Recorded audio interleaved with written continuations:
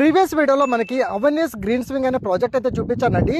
Same themed concept లో మనకి Avani's honeycomb అనే ప్రాజెక్ట్ లో ఈ ప్రాజెక్ట్ మీకోసం అయితే తీసుకొచ్చానండి. మన సదాశివపేట్ ముంబై హైవే నుంచి వెళ్ళి ఎగ్జాక్ట్లీ 5 minutes డ్రైవ్ లో ఐఐటి కందియు మరియు సంగారెడ్డి నుంచి వెళ్ళి కేవలం 15 to 20 minutes డ్రైవ్ లో మనకి ఈ ప్రాజెక్ట్ అయితే రీచ్ అవుతారండి.